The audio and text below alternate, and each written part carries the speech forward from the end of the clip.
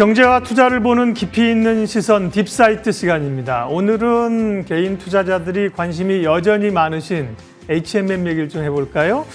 대단한 올해 스타 종목이죠. HMM, 효성 첨단 소재, 최근에 에코프로 이런 거 대단한 종목인데요. HMM은 우리가 한때 흠슬라라고 불렀던 그런 종목인데요. 업황이 소위 피크아웃에 대한 우려도 있고 최근에 이제 파업에 대한 걱정도 있고 기대도 있고 이런 게 다 혼조되어 있는데요. HMM, 해운업종, 항공까지 조금 넓혀서 운송업종에 관한 이야기 하겠습니다. 오늘 대신증권 리서치센터 양지환 수석연구위원 오셨습니다. 어서 오십시오. 네, 안녕하십니까. 네. 이전에도 방송에서는 가끔 뵀지만 방송에서는 자주 못 뵙고 리포트를 뭐 자주 뵈니까 굉장히 그 이름 자체는 굉장히 익숙합니다. 그만큼 저희들이 리포트를 많이 다 보고 있고요. 해운업종이 말씀드린 것처럼 배가 없어서 물건을 못 보낼 정도로 엄청난 호황, 그다음에 우리가 상하이, 운임지수 이런 거 엄청나게 봤는데 다만 이제 피크를 찍고 내려오는 것 아니냐? 그런 피크아웃 우려가 있는 업종 가운데 하나죠. 하반기 전체적인 해상 운송업종의 동향은 어떻게 볼까요? 네, 지금 운임지수가 얘기해주고 있듯이 네. 해운 같은 경우는 컨테이너 벌크 모두 지금 상당히 좋은 상황이고요. 네. 사실 이게 디맨드 측면에서 미국 쪽에 물동량이 많이 늘어난 측면도 있고요. 그다음에 코로나로 인해서 항만의 어떤 그 생산성이 떨어지면서 그 서플라이 체인이 원활하게 가동되지 않는 이런 문제가 네. 복합적으로 좀 작용을 하고 있다 이렇게 좀 보시면 될 것 같습니다. 일례로 일단 물동량 증가율을 보면 저희가 이제 그 동서 기간 항로라고 하면 태평양 항로하고 이제 유럽 항로 두 가지를 들 수가 있는데요. 네. 작년에는 코로나 영향이 있었지만 어쨌든 그러면 그 이전에 2019년하고 한번 비교해 본다고 했을 때 미주 항로 같은 경우는 지금까지 YTD로 2019년 1월에서 6월까지 그리고 지금 2021년 1월에서 6월까지 봤을 때 물동량이 한 30% 정도 늘어났습니다. 상당히 많이 늘어났고요. 구주 항로 같은 유럽 항로 같은 경우는 한 1% 정도 늘어났다고 보시면 될 것 같습니다. 그래서 디맨드는 사실 미국 쪽이 상당히 지금 좋은 상황이다 이렇게 좀 보시면 될 것 같고요. 근데 이제 지금의 어떤 그 컨테이너 업황의 호황은 수요가 뒷받침되는 부분도 있었지만 항만의 어떤 컨제스천, 항만의 채선 그런 부분들, 그다음에 박스 쇼티지. 네. 이런 박스는 부분들이 컨테이너. 네, 컨테이너 박스의 부족 현상. 그다음에 선봉량이 그동안 줄어든 거 이런 영향을 미치게. 네, 선봉량이 물동량 대비해서 많이 늘어나지 못했던 부분들. 그다음에 이제 항만에서의 그 생산성 저하. 이런 부분들이 복합적으로 좀 영향을 미치고 있습니다. 그래서 지금 현재 이제 8월 달 기준으로 본다면은 SCFI 같은 경우는 사상 최고치를 또 지난주에도 이제 돌파한 상황이고요. 네. 지금 선사들이 보고 있는 앞으로 하반기 시황은 쉽게 꺾이지 않을 것이다라고 일단 보고 있는 것 같습니다. 네. 그래서 얼마 전에 2분기 실적 발표를 했던 APM 멀스크 글로벌 넘버원 컨테이너 선사라고 보시면 될 것 같은데요. 멀스크나 아니면 하팡로이드 아니면 아시아권계의 선사라고 할 수 있는 에버그린이나 양밍 이런 선사들 그리고 HMM까지도 올해 하반기까지 현재의 업황 수준은 유지될 가능성이 높다라고 일단 보고 있고요. 조금 더 긍정적으로 시각을 넓힌 선사들 같은 경우는 내년 1분기까지도 이게 쉽게 해결되지 않을 거다. 이렇게 좀 보는 시각들이 최근에는 많이 나오고 있습니다. 네.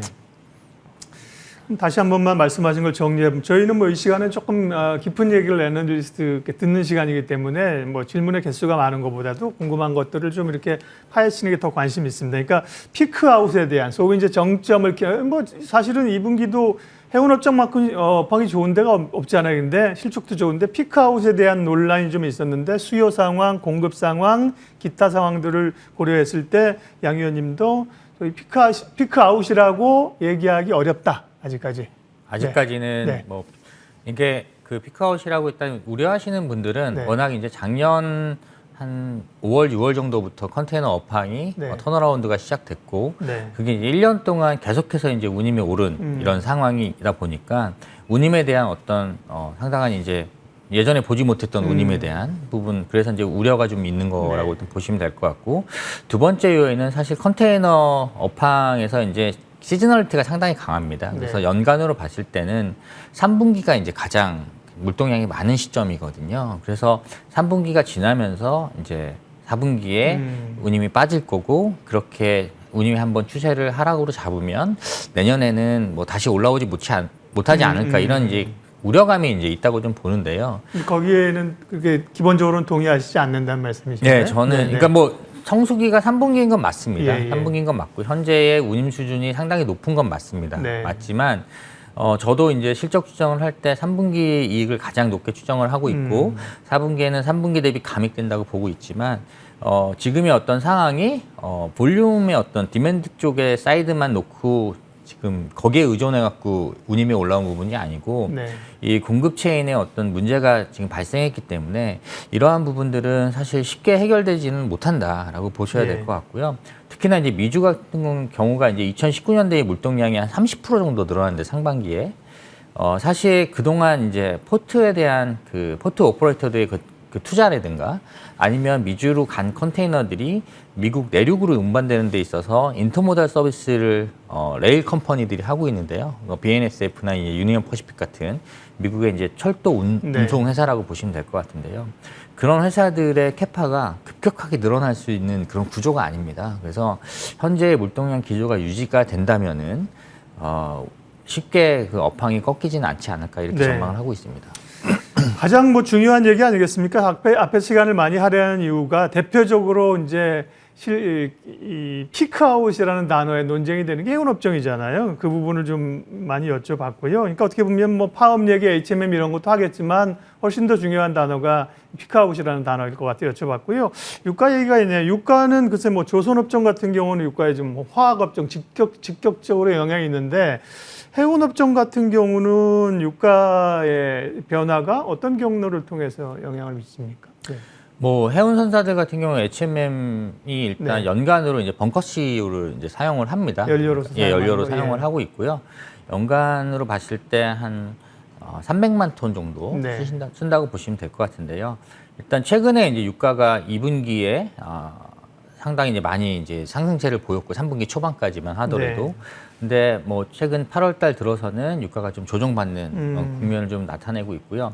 아직까지 그 뭐 전 세계적으로 코로나에 따른 그 원유에 대한 수요가 지금은 정상적인 수준까지 올라오지 못한 상황이고 오펙의 어떤 감산 이런 부분들도 좀 느슨해지는 분위기가 이제 하반기엔 좀 감지될 걸로 좀 보입니다. 그래서 유가는 앞으로 뭐 운송업종의 가장 큰 비용 요인 중에 하나긴 하지만 큰 영향은 없을 것으로 일단 보고 있습니다. 그러니까 원가 측면에서의 부담 얘기인데 크게 부담이 없다.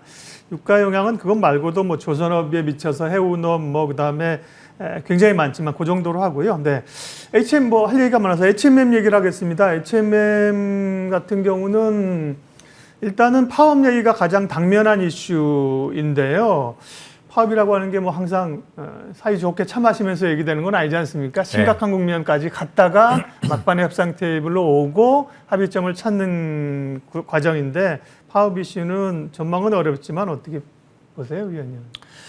일단 8월 24일 날 뭐 그 배재훈 대표님하고 노조하고 이제 뭐 장기간에 걸쳐서 협상이 이루어졌지만 사실 합의점은 도출하지 못했습니다. 도출하지 못했지만 지금 최근 뭐 나온 기사들을 본다면 회사 측도 어느 정도 임금 인상안을 조금 더 이제 조정해서 제시를 한 상황이고 노조 측도 처음에 이제 제시했던 원안보다는 한 발짝 좀 물러난 상황이기 때문에 원만한 합의가 도출될 것으로 사실 기대를 하고 있고요. 그러길 바라고 있습니다. 물론 뭐 그 해운 그 해상 노조 같은 경우는 뭐 MSC라는 글로벌 2위 컨테이너 선사가 2023년에 이제 배가 엄청나게 많이 이제 인도가 되거든요. 거기에 따라서 인력 수급을 위해서 HMM 뭐 그 가실 곳은 있는 그런 상황이군요. 높은 임금을 뭐 제시하고 높은 연봉을 보장하고 이렇게 제시를 했다고 하는데 사실 이제 그 부분은 계약직이라는 약간 부분이고 사실 뭐 HMM 같은 경우 이제 정규직으로 뭐 고용의 안정성이 좀 보장된다는 측면 그리고 그동안 이제 오랫동안 몸담았던 회사를 떠난다는 측면에서 봤을 때 원만하게 좀 합의가 됐으면 하는 바람입니다. 그렇게 되기를 바라고 그렇게 될 가능성이 조금 높지 않을까? 이를테면 뭐 쌍용차를 고려해서 죄송한데 그렇게 이제 업황 자체가 굉장히 어려워지고 뭐 시설을 줄여야 되고 인력을 그러면 사실 고민이 많은데 여기는 뭐 사실 업황이 워낙 좋은 거를 그동안 고생했던 거에 대한 보상을 좀 해달라고 그러시는 거잖아요. 네, 맞습니다. 파업 얘기는 현안이긴 하지만 덜 구조적인 것 같고요. 산업은행이 가지고 있는 전환사채 주식 얘기는 지난번에 한번 좀 시끄러웠는데 그거는 지금 이제 좀 정리가 된 건가요? 아직 진행형인가요? 지분 관련된 얘기는요? 네. 일단 6월 말에 만기가 있었던 그 산업은행의 전환사채는 주식으로 다 전환이 됐고요. 네, 됐고요. 예. 예, 그 물량이 이제 뭐 시장에 당장 출회될 가능성은 없다고 보고 있습니다. 네. 왜냐하면 산업은행이 이 전환사채 말고도 한국해양진흥공사가 같이 HMM의 그 어려운 시기를 지나오면서 자본 확충을 연구체라는 걸 통해서 많이 해줬습니다. 네. 3조 원 이상 이제 연구체를 발행을 했고요. 그 부분이 남아있기 때문에 사실 지금 현재 전환한 물량이 시장에 쏟아져 나온다 이렇게 보기는 어렵고 결국 남아있는 연구체들의 어떤 전환 혹은 일부 전환, 일부는 뭐 상환 뭐 이런 쪽으로 바닥을 잡으면서 결국에는 적정한 지분율까지 산은과 해양진흥공사가 가져간 이후에 적정한 시점에 매각하는, 그러니까 경영권을 매각하는 그런 방안으로 추진되지 않을까 이렇게 보고 있습니다. 네. 뭐 매각 얘기도 사실 남아 있고요. HMM 얘기는 뭐 여기서 이제 전략으로 마무리해야 되겠습니다. 뒤에 할 얘기가 많아서요. 그러면 이제 파업도 좀 봐야 되고 업황 자체는 얘기하셨고 그죠? 파업 상황 그다음에 매각 뭐 일부 그룹에서 지분을 좀 사고 있다는 얘기도 있고 HMM에서 의견이 결국 실적 기반에서 주가만 흔들릴 뿐이지 뭐 이건 좋다라는 리포트를 쓰셨는데 HMM에 대한 시각 전략 좀 얘기해 주십시오. 네. 예, HMM 뭐 저는 뭐 계속 좋게 보고 있는 네. 상황이고요. 업황에 대한 우려가 되게 많지만 어쨌든 뭐 하반기 실적에 대해서는 전혀 의심하고 있는 바는 없습니다. 네. 없고요. 그다음에 파업 관련해서도 원만한 합의가 좀 합의가 되기를 좀 바라고 있는 상황이고 뭐 SM 쪽 그룹이 HMM 지분을 좀 산 거 관련해서 네. 뭐 M&A 쪽 시각으로 이제 확장해서 보시는 분들도 계시지만 사실 SM 그룹 같은 경우는 이제 SM 상선이라는 예. 컨테이너 예전에 이제 한진해운의 미주 사업, 미주 노선을 담당하던 그쪽의 사업 부문을 인수한 회사입니다. 그러니까 지분이 있어야 서로 이제 이렇게 업무하는데도 좋을 수 있고. 네. 그것보다는 제 생각에는 워낙 지금 컨테이너 업황이 좋다는 거를 네. 본인들이 다 잘 알고 있다는 거죠. 예. 예, 그래서 투자 목적 관점에서 뭐 지분을 조금 산 게 아닌가. 네. 예, 그렇게 보고 있습니다. 네. 이수만 회장의 SM 아닙니다. 여기 SM 그룹은요. 네. 네네. 그렇군요. 그래서 어쨌든 지금 HMM이 가장 관심이 있으시니까 4만 원, 4만 950원, 4만 1,000원인데요. 그러니까 지금에서 실적이나 이런 걸 봤을 때는 위쪽으로 업사이드를 꽤 열어놓고 매수 의견을 가지고 가시는 분이에요. 네, 맞습니다. 네. 네. 가격이라고 하는 게 사실 목표가는 뭐 그렇게 막 틀에 박힌 건 아닌데요. 궁금해들 하시니까 6만 원 정도 HMM 목표가를 잡고 계신 것 같고요. HMM 말고 다른 해운사들도 보면 페노션 같은 경우가 최근에 보면 대한해운은 좀 약하고요. 페노션은 주가 흐름이 좋더라고요. 페노션은 이게 벌크 쪽이죠. 네, 네네. 벌크 전문 선사라고 보시면 네. 될 것 같고요. 뭐 다른 사업 부분도 일부 있지만 네. 건화물 쪽이 차지하는 비중이 워낙 크다고 보시면 될 것 같습니다. 지금 뭐 컨테이너 업황도 좋지만 건화물 해운도 사실 업황이 상당히 좋습니다. 네. 그래서 지금 전일 BDI만 보더라도 거의 4,200포인트 정도 수준에 이제 근접을 했고요.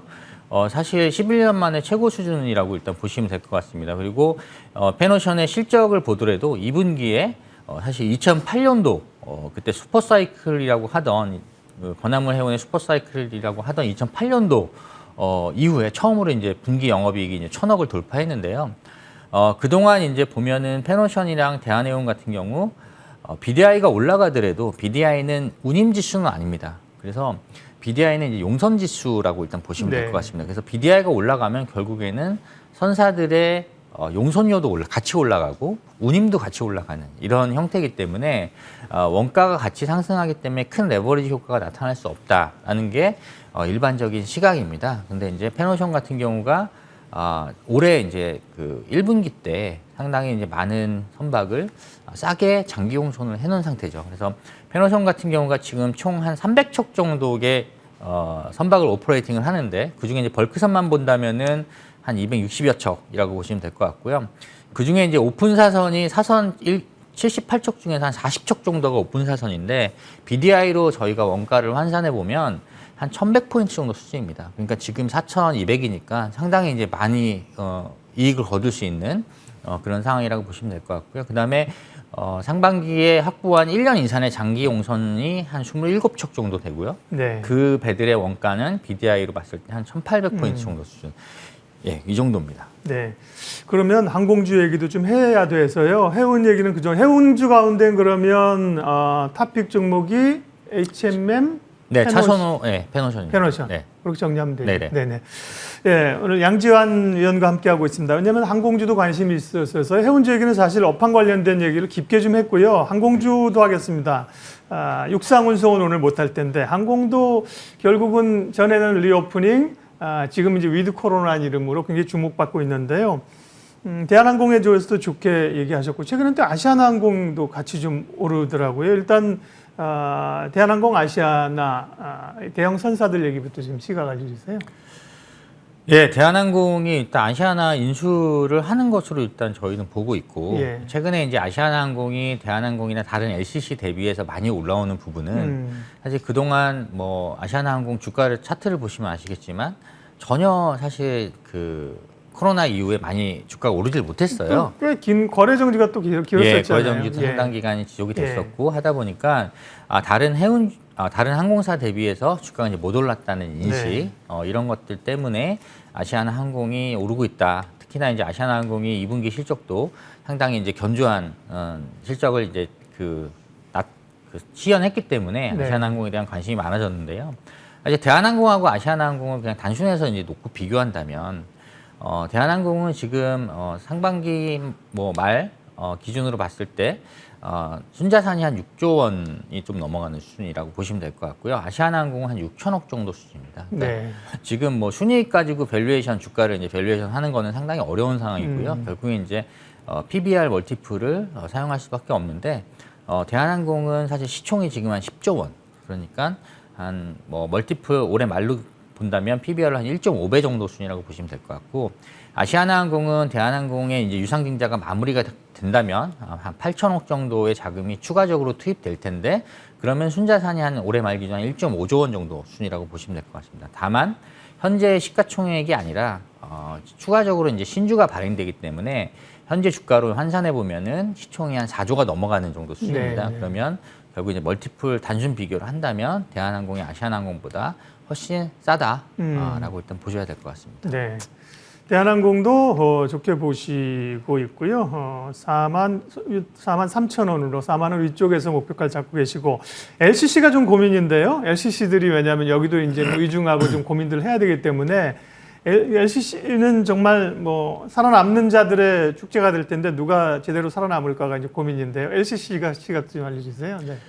LCC는 결국에는 이제 뭐 대한항공이 아시아나항공 인수하게 되면 세 개의 LCC라고 하는 진에어, 에어부산, 에어서울은 이제 하나로 이제 통합된다고 보시면 될 것 같고 나머지 LCC가 남아 있는 게 제주항공하고 이제 티웨이 정도라고 좀 보시면 될 것 같습니다. 근데 지금 LCC들은 사실 여전히 사실 너무나 어려운 상황이고 화물 쪽이 없기 때문에 지금 어려운 상황이 계속 지속되고 있고 증자를 통해서 자본을 계속 확충해서 좀 버텨야 되는 그런 시점이라고 보고 있습니다. 그래서 LCC들 주가는 사실 지금 밸류에이션을 할 수가 없는 상태라고 보시면 될 것 같고요. 주가는 뭐 사실 밸류에이션이 답은 아니니까 결국 이제 앞으로 좋아진다는 기대감 때문에 올라갈 수 있다고 보시는 투자자분들 계실 거라고 일단 봅니다. 근데 결국에는 근데 정상화됐을 때의 창출해낼 수 있는 이익의 수준이 현재의 주가를 설명해 줄 수 있겠느냐라는 거를 봤을 때 저는 좀 비싸다 이렇게 보고 있습니다. 네.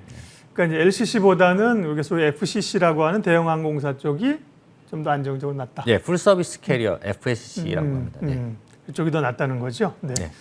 예, 오늘 딥사이트 궁금해하시는 HMM하고 해운업종 또 운송업종 항공까지 얘기를 좀 했습니다. 가장 궁금해하시는 내용들에 대한 좀 일정 부분의 답이 되지 않았을까 저도 생각을 합니다. 대신증권 리서치센터 양지환 수석연구위원 함께했습니다. 고맙습니다. 네, 감사합니다.